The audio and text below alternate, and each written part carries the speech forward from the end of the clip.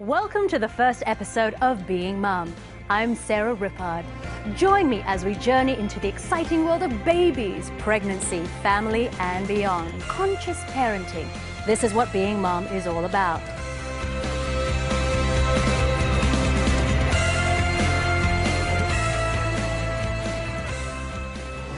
Imagine if we could reach the full potential of parenthood.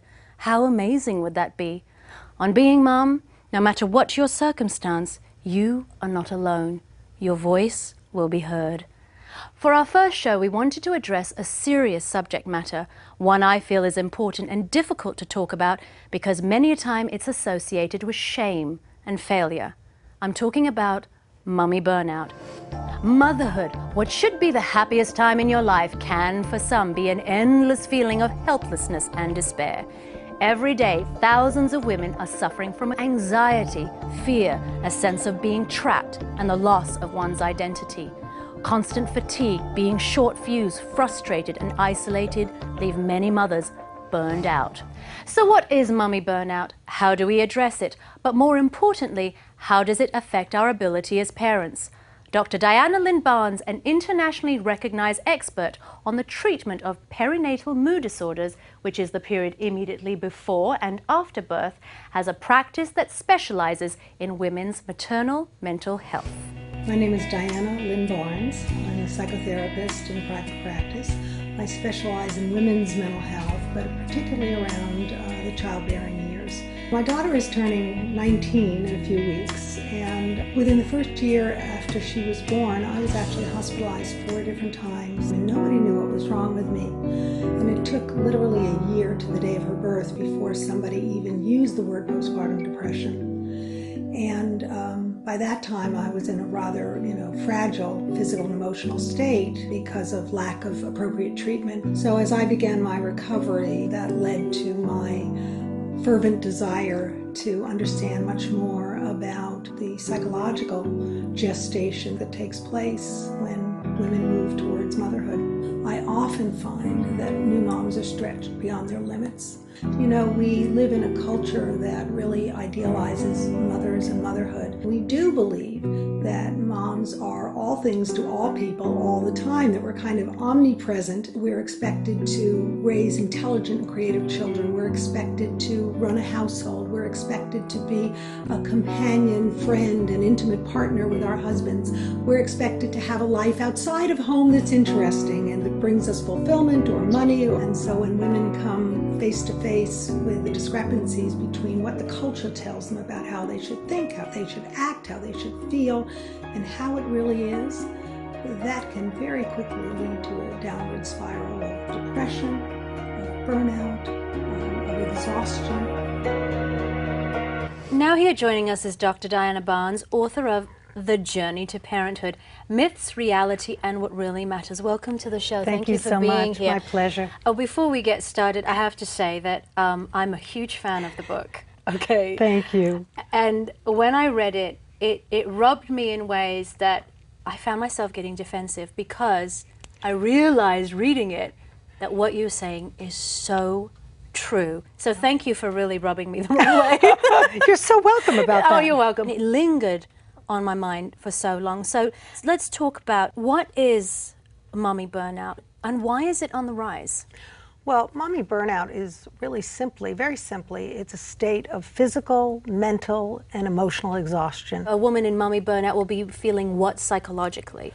She's feeling at the end of her rope. Mm-hmm. She's feeling like she cannot do one more thing. She may start to feel resentful even of her children, resentful of her partner, feeling as though she's carrying the load all on her own. And physical manifestations of burnout? What could Headaches, we see? muscle aches, more colds. Women who are experiencing burnout may have higher levels of being what I call snappy, irritable. I think I can identify with that one, yes. Snappy is big in our home. They're lacking in energy. And would you say that the burnout has become more, as we heard, epidemic today versus, say, 100 years ago? I think one of the things that really kind of contributes to mommy burnout is this whole idea we have about motherhood. You know, the good news is that we idealize mothers, and the bad news is that we idealize mothers. And we should idealize mothers because we do quite a job, it's quite a challenge. And yet, these idealized ideas that society holds, kind of what I call the myths of motherhood, I think sets women up in this way that they can't possibly succeed. And the interesting thing is that we find that among women who are much more motivated to be really good moms, who want to do everything right, those are the moms that are probably more vulnerable to mommy burnout. They're trying to fit into this sort of construct of what's acceptable. So it becomes like a huge lie that everyone is sort of trying to keep up appearances, and it's really overwhelming. It is overwhelming, and I can't tell you how many times a woman has sat across from me in the office and said, how come nobody told me? How come no one said it was this hard? I mean, is mommy burnout the same as postpartum depression, which is what you went through? They're very different. Mommy burnout is really the result of a woman's lack of self-care. It is a state of just tremendous exhaustion. And if a woman begins to take care of herself in better ways, eating properly, getting enough rest, usually this will remit. It's not a medical condition per se. When we look at postpartum depression, there's a much more clinical presentation to the symptoms. First of all, it's happening in the first year. And some of the symptoms that we see are things like just overwhelming anxiety to the point where a woman cannot cope. She's not sleeping at all. Is the chemical makeup of what's going on much more prevalent? We know that there's genetic vulnerability, so we look at moms who have a personal or a family history of some kind of depression or anxiety disorder, the psychosocial stressors, what's going on in the environment, are there major changes that are happening in your life? This also contributes. Is mommy burnout a gateway to postpartum depression? Could it be? I think that if we don't address it, Right. we're certainly much more vulnerable to depression, because some of the symptoms of mommy burnout look very much like some of the symptoms of depression. Is it hard to diagnose then? So it's a very, very fine line. Right. Well, next we'll meet a mother who will share her struggle with mommy burnout and how it has impacted her family.